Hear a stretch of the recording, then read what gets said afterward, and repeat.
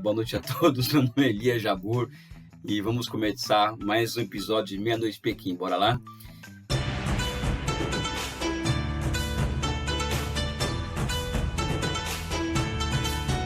Pessoal, na nossa última conversa girou em torno de uma reflexão que eu tentei trazer a nós sobre a real face da disputa entre China e Estados Unidos, né? Porque fica-se muito na ideia de que se trata de comércio, de tecnologia, também pode ser isso, ou é isso, evidentemente, que isso é a face mais exposta da contradição entre os dois países, mas eu tentei trazer essa discussão para um campo de que, olha, se existem aí, são dois sistemas econômicos distintos e estarem disputando a hegemonia econômica mundial, né? Ou seja, eu acredito que seja capitalismo e socialismo. Pouca gente acredita nisso, mas eu trabalho com essa hipótese, né? Inclusive, a hipótese que eu levanto é que a China é esse novo que surge meio ao velho, justamente por ela ser parte do mundo capitalista, né? Ou seja, a China é um país socialista, mas ele é parte do mundo capitalista, diferentemente da forma como a União Soviética pôde se inserir ao mundo. Então, a China se inseriu após 78 de uma forma completamente diferente da União Soviética, e isso acaba criando, vamos dizer assim, uma série de constrangimentos ao capitalismo internacional para lidar com a China, né? Tamanho o mercado interno da China, o fato da China ter se transformado na fábrica do mundo e tal. Então, as coisas não são tão fáceis,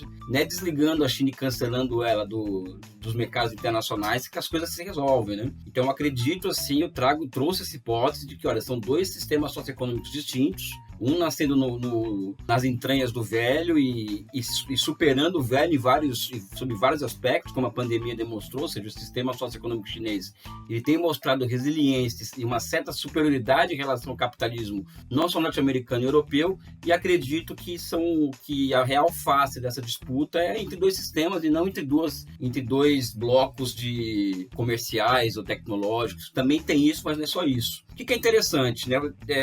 Esses dias eu dei conta de duas leituras. Uma é uma entrevista da Gina Raimondo, que é, se não me engano, secretária de Comércio dos Estados Unidos, ao Financial Times, ou seja, o jornal da grande finança norte-americana, em que ali, olha, ela já deixa muito claro o seguinte: olha, nós não temos interesse em uma guerra fria com a China. E nesse artigo/entrevista, ela coloca, entre outras coisas, né, o fato do seguinte: olha que interessante, que, olha, a China e os Estados Unidos são relações diferentes com a que existiam entre a União Soviética e Estados Unidos. Ou seja, a China ela está muito entranhada na economia americana e vice-versa. Então, a noção de desacoplamento é muito complicada. Até aí tudo bem para mim, nenhuma novidade, até porque, por os vários motivos que eu já expus para vocês, não tem nenhuma novidade nisso, mas o fato é que uma autoridade norte-americana está chamando a um certo distensionamento dessa coisa que chamam de guerra comercial e tecnológica. E o Biden e o Xi Jinping já voltaram a conversar por telefone, já teve encontro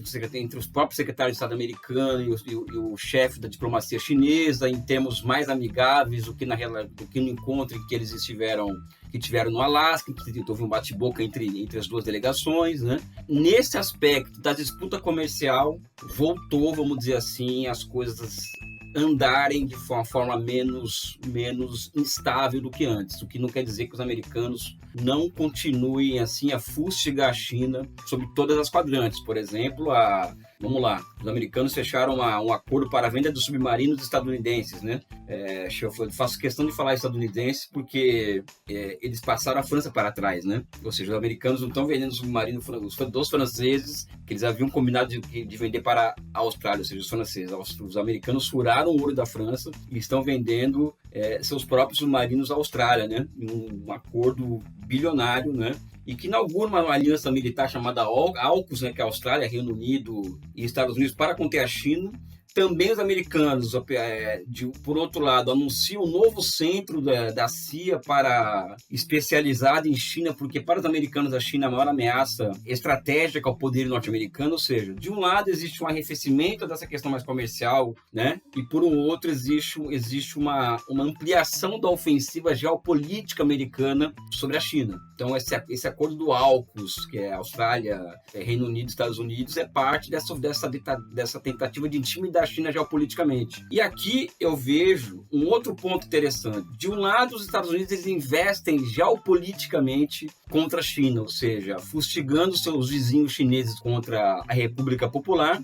montando alianças regionais para a contenção da China, enquanto que a China ela está completamente concentrada na tentativa de alcançar os americanos nessa corrida em torno dos microchips, ou seja, 5 e 7 nanômetros, né? Que se concentra em Taiwan, né? A produção desses chips. E também na semana passada, os chineses lançaram um míssil balístico, vamos dizer assim, de última, supersônico, última geração, que os americanos não esperavam que a China tivesse alcançado o nível de desenvolvimento militar nesse nível. Ou seja, os dois lados estão se virando, vamos dizer assim, nessa disputa, cada um a seu jeito, né? Ou seja, os americanos com essas alianças regionais, essa guerra semiótica que a gente percebe o tempo inteiro contra a China, que descobriram recentemente, inclusive, teve uma matéria de um jornalista do Zimbábue, que os americanos estão pagando $1.000 para jornalistas na África para escreverem matérias sobre a China, né? Então não se surpreendam com esse vendaval de matérias contra a China na imprensa brasileira, porque tem muito de ideológico, mas tem muito de financiamento certamente disso daí, ou seja, ninguém está brincando em serviço. Mas para provar, né, voltando ao assunto da chamada guerra comercial, para provar de que a nossa hipótese tem alguma correção, eu encontrei o artigo de um grande amigo meu que ele é militante do MST, da área internacional, e está morando em Xangai, o Marco Fernandes, um artigo maravilhoso chamado Murro em Ponta de Faca, o fracasso da guerra comercial contra a China. É evidente, qualquer pessoa que conhecesse minimamente as entranhas produtivas e financeiros e comerciais entre China e Estados Unidos sabia, vamos dizer assim, que isso não poderia dar certo, ou seja, não era algo, vamos dizer assim, sustentável a tentativa de desacoplamento por parte dos Estados Unidos em relação à China. E o Marco ele fez esse artigo que eu acho maravilhoso, em que ele coloca aqui uma série de questões nesse artigo, que eu vou até ler, até porque eu não tenho, a minha memória não anda lá essas coisas, né? Ele desconstrói toda essa questão da guerra comercial e ele faz o melhor, né? Que é apontar dados que colocam em questão isso daí. Por exemplo, o principal alvo da guerra comercial proposta por Trump era o enorme déficit estadunidense na balança comercial com a China. Mas depois de diminuir o déficit entre 2018 e 2019, o déficit teve alta interanual de 7,1%, atingindo 316,9 bilhões em 2020. Já no primeiro trimestre de 2021, o déficit estadunidense para com a China chegou a 72,6 bilhões, ou seja, olha o dado, 78% maior do que o mesmo período de 2020, que na época foi de 40,7 bilhões, e 16,6% maior do que em 2019, que foi de 62,5 bilhões. Outro objetivo de Trump era trazer de volta os empregos aos Estados Unidos.